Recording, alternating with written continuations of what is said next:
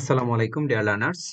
আমরা আজকে মায়াজমের পার্ট 3 নিয়ে আলোচনা করব, যেটা গ। তো মায়াজমকে আমরা কিভাবে বুঝি এটা নিয়ে আমরা আলোচনা করার ট্রাই করব। গত পর্বে আমরা আলোচনা করেছিলাম যে মায়াজমে আমরা কিছু ভুল করে থাকি। তো মায়াজমকে আমি যেভাবে বুঝি বা আমরা যেভাবে বুঝবো সেটা নিয়ে আমি আজকে আলোচনা করব।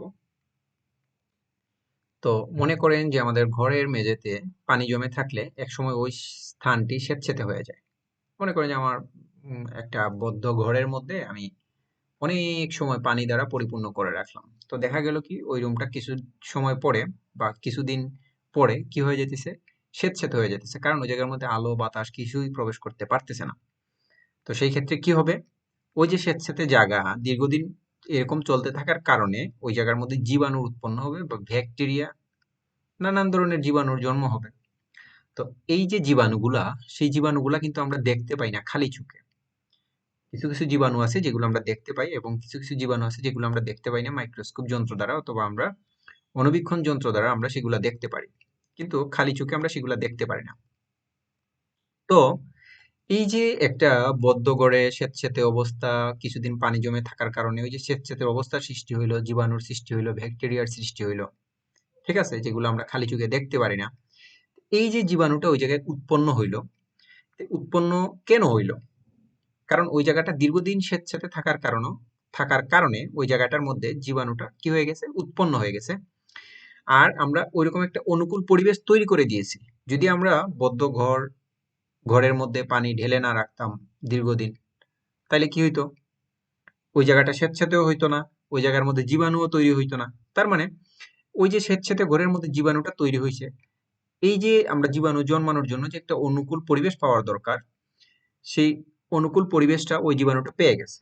ঠিক আছে, তো এই যে অনুকূল পরিবেশ বা জীবাণু জন্মানোর অনুকূল যে পরিবেশটা, সেটাকে আমরা বলি ডায়াথেসিস।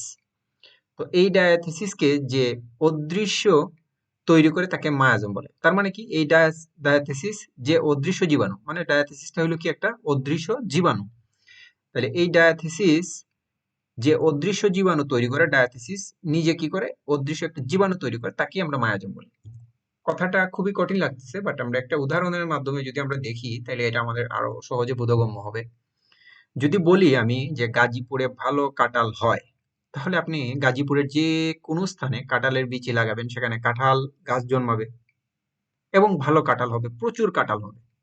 এটা যেমন সত্য, একইভাবে যদি আমরা কি করি, রাজশাহীতে আমরা জানি যে প্রচুর আম হয়, আমগুলা খুবই মিষ্টি। তো এই ক্ষেত্রে আমরা কি করি, যদি রাজশাহীর যে কোনো জায়গার মধ্যে যদি আমরা আমের একটা গাছ বা চারা আমরা বপন করে দিই, তাহলে দেখা যাবে কি ওই জায়গার মধ্যে আম গাছ জন্মাবে এবং প্রচুর আম উৎপন্ন হবে, যা আমাদের সিলেটে হবে না।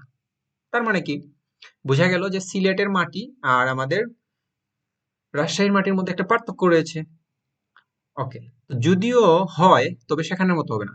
মানে সিলেটে যদি আম হয় বা আমের উৎপাদন হয়, কিন্তু রাজশাহীর মতো কিন্তু এটা হবেই না কখনো। রাজশাহীতে যে পরিমাণ হবে সেই পরিমাণ সিলেটে হবে না, এটাই স্বাভাবিক। তাহলে বলতেই পারি, গাজীপুরের কাঁঠাল, রাজশাহীর আম ডায়াথেসিস, গাজীপুরের মাটি এবং রাজশাহীর মাটি, গাজীপুরের মাটি হইলো কাঁঠাল হওয়ার জন্য উপযোগী, আর রাজশাহীর মাটি হইলো আম হওয়ার জন্য উপযোগী। এইটাই হলো ডায়াথেসিস। ঠিক আছে, তো আজকে আমাদের এই টিউটোরিয়ালটা এতটুকুই, জাস্ট আমরা ডায়াথেসিসটা আমরা বুঝলাম। আর আমার চ্যানেলে যদি নতুন হয়ে থাকেন, অবশ্যই আমার চ্যানেলটি সাবস্ক্রাইব করবেন। ধন্যবাদ। আল্লাহ হাফেজ। আসসালামু আলাইকুম।